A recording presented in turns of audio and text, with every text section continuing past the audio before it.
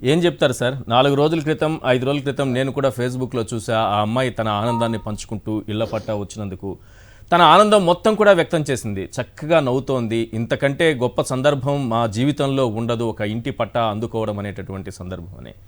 4 రోజులకే ఆ అమ్మాయి చనిపోయింది సార్. ఆ క్షణం నుంచి ఆ అమ్మాయి వెంట పడి వేధింపులు కొన్ని నేను చూపించాను కదా, కామెంట్స్ కూడా చూపించాను, కొన్ని మాటలు కూడా వినిపించాను. ఐటీడీపీ దీని వెనుక ఉంది క్లియర్గా. వదిలిపెట్టడం లేదు ఎవరు మాట్లాడినా. ఇది కరెక్టేనా? ఈనాటి సోషల్ మీడియాను వాడుకునే పద్ధతి ఇదేనా? ఈ రకంగా మహిళల్ని వేధించి వారు ఆత్మహత్య చేసుకునేలా పురిగొల్పడం అనేది. ప్యానెల్లో ఉన్నటువంటి పెద్దలందరూ కూడా నమస్కారం. ఒక వాస్తవం చెప్పదలుచుకున్నా. నాకు ఈ ఎపిసోడ్ మీద ఏ విధమైనటువంటి అవగాహన లేదు. నేను ఇప్పటి వరకు ఫాలో అవ్వలేదు. నా వ్యక్తిగతమైనటువంటి బిజీ షెడ్యూల్ కారణంగా నేను కనీసం టీవీ చూసేటువంటి పరిస్థితి కూడా లేదు. మన సాక్షి ప్రతినిధులు ఆహ్వానించారు కాబట్టి రాష్ట్రంలో జరుగుతున్నటువంటి అనేక అంశాలు కావచ్చు, ఈరోజు కామన్ సివిల్ కోడ్కు సంబంధించినటువంటి విషయాలు, ఇట్లాంటి విషయాల మీద మీరు ఒక రకమైనటువంటి భారతదేశ రాజకీయాల మీద చర్చిస్తారేమో అనేటువంటి ఉద్దేశం. ఇప్పుడే అందింది ఈ వార్త చూసిన తర్వాత చాలా బాధాకరమైన వార్త.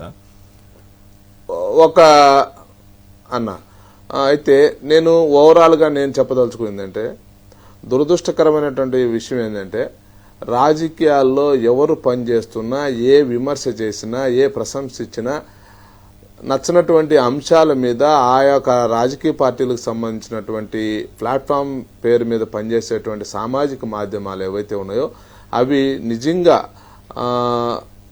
కుటుంబ విలువలకు తిలోదకాలు ఇస్తూ, లేకపోతే కుటుంబాల్లో ఉన్నటువంటి వ్యక్తులు, ఆ పార్టీలకు సంబంధించినటువంటి నాయకుల యొక్క కుటుంబ సభ్యులను కూడా రోడ్ల మీదకి తీసుకొచ్చేటువంటి పరిస్థితి.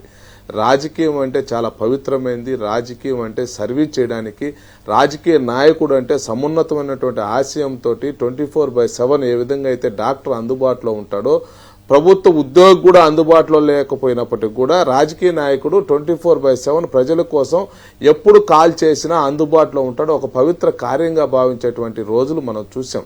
కానీ దురదృష్టం ఏంటంటే, కార్పొరేట్ రాజకీయాలు ఇప్పుడు ప్రవేశించిన తర్వాత ఆర్థికమైనటువంటి ఏనుగుల్లాగా, మదపటి ఏనుగులుగా బలిసినటువంటి వ్యక్తులందరూ కూడా రాజకీయాల్లోకి వచ్చిన తర్వాత ఈవెన్ ఎలక్షన్స్ కూడా, స్ట్రాటజీస్ కూడా, క్యాంపెయినింగ్ కూడా, వ్యక్తుల్ని అవతల వ్యక్తిని ఓడించాలంటే కూడా వాళ్ళకున్నటువంటి హంగు ఆర్భాటాలు, ధనబలంతో వ్యక్తుల యొక్క హన్నం చేసే విధంగా చేస్తున్నటువంటి వ్యవహారాల్లో భాగంగా ఏమైందంటే, సోషల్ మీడియా అనేది అన్బ్యాలెన్స్ అయిపోయింది. ఇది వాస్తవం, అందరం ఒప్పుకోవాలి. కానీ ఎవరిని నిందించాలి ఇక్కడ? ఏ రాజకీయ పార్టీ అయినా సరే తన యొక్క రాజకీయ పార్టీలో ఉన్నటువంటి వ్యక్తులని, లేకంటే సోషల్ మీడియా ఇన్ఛార్జీలకి స్పష్టమైనటువంటి ఒక సూచనలు, సలహాలు చేయాలి. మనమే ఒక రాజకీయ పార్టీగా ఒక గీత గీసుకోవాల్సినటువంటి అవసరం ఎంతైనా ఉంది. దీనికి సంబంధించి నేను చాలా ఉదాహరణలు చెప్పగలుగుతాను. అది వైఎస్ఆర్సీపీకి సంబంధించిన సోషల్ మీడియా వారియర్స్ కావచ్చు, లేకంటే ఇంకొక పార్టీకి సంబంధించిన అన్ని రాజకీయ పార్టీలకు సంబంధించిన వాళ్ళు కొందరు ఉంటారు.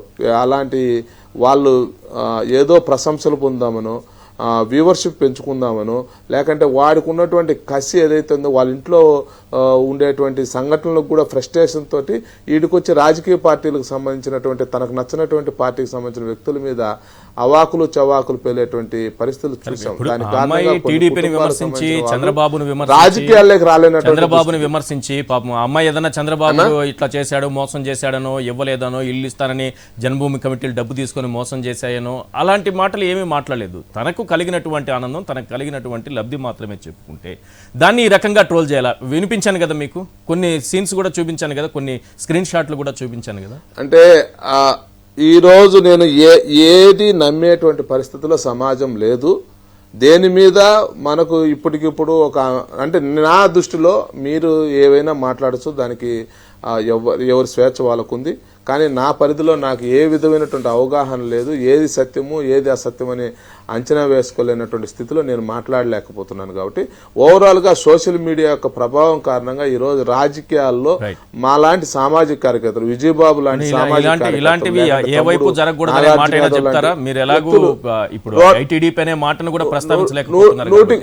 కనీసం ఇలాంటివి జరగకూడదు అని నాకు తెలవదు గనా. దురదృష్టం అన్న, ఏది జరగకూడదు. ఎవరిని వ్యక్తులు, నేను చెప్పేది అదే, ఎవరి కుటుంబ సభ్యులు కానీ వ్యక్తిత్వ హనం చేసేటువంటి పరిస్థితులు రాకూడదు. టు బి ఫ్రాంక్ చెప్తున్నా, ఇక్కడ ఉన్నటువంటి ముగ్గురం ఎవరైతే ప్యానెల్లో ఉన్నానో వాళ్ళం ఎవరో సామాజిక బాధ్యత కలిగినటువంటి వ్యక్తులు మేమందరం కూడా. మేము నిజంగా జరుగుతున్నటువంటి పరిణామాలు రాష్ట్ర రాజకీయాల్లో జరుగుతున్నటువంటి పాలిటిక్స్ లో ఉన్నారు, మీకు బాగా తెలుసు. శోభకు గురవుతుంటాం. ఇప్పుడు పాలిటిక్స్ లో ఏమైపోయింది, అయితే రాజకీయ తప్పని నాయకుల పరిస్థితి క్యారెక్టర్ అసాసినేషన్ అనేది ఎక్కువైపోయింది. మీరు కూడా ఇట్లాంటివి చాలా చూసుంటారు. మీ క్యారెక్టర్ నా పైన కూడా క్యారెక్టర్ అసాసినేషన్ నేను కూడా చూశాను. సరే, వాటన్నింటికి తట్టుకునేటటువంటి ధైర్యం మనకున్నప్పుడు మనం ముందుకు వెళ్ళిపోతూ ఉంటాం.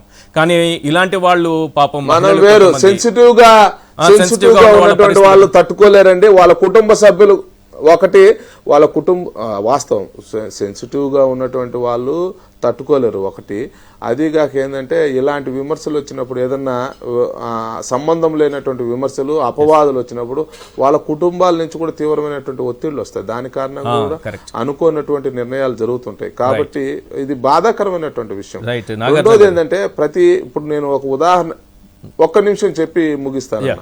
ఇప్పుడు ఒక కుటుంబ సభ్యులకు చివరికి అంటే ఇది చెప్పొచ్చో అప్రస్తుతం తెలీదు, జగన్మోహన్ రెడ్డి గారికి 100% తల్లి మీద చెల్లి మీద ప్రేమ ఉంది. దాన్ని నేను 100% నమ్ముతాను. ఏ తల్లి మీదైనా నా తల్లి మీద నాకుంటుంది, నా చెల్లి మీద నాకుంటుంది, నా అక్క మీద ఉంటుంది. కానీ ఎవరో వెధవులు 1-2 సోషల్ మీడియాలో అనవసరమైనటువంటి వ్యాఖ్యలు చేయడం చూశాను నేను. బాధాకరం. అది జగన్మోహన్ రెడ్డి గారికి ఎటువంటి సంబంధం లేదు. అలాగే అవతల ఇంకో కుటుంబానికి సంబంధించినటువంటి వాళ్ళు, వేరే పార్టీకి సంబంధించిన వాళ్ళతోటి అక్రమ సంబంధాలు కలిపేటువంటి ప్రయత్నం కూడా చేశారు. అది కూడా జగన్మోహన్ రెడ్డి గారి సంబంధం ఉంటుందని నేను అనుకోవట్లేదు. కాబట్టి ఏ రాజకీయ పార్టీకి సంబంధించినటువంటి పార్టీ పెద్దలు ఉన్నారో, కాకపోతే వాళ్ళని కంట్రోల్ చేయాల్సినటువంటి బాధ్యత ఉంది. కానీ మీడియా యాజమాన్యాలకు కానీ ఇప్పుడు మీడియాలో చర్చ జరుగుతుంది. ఈ మీడియాలో ఏదన్నా ఒక జరగనాని సంఘటన జరిగితే ఇది మీడియా యాజమాన్యానికి అంటగట్టకూడదు. అలాగా నేను భావిస్తున్నా. సో మిగతా విషయాలు పెద్దలు చెప్తారు. నాగార్జున గారు, మీరేమైనా చెప్తారా?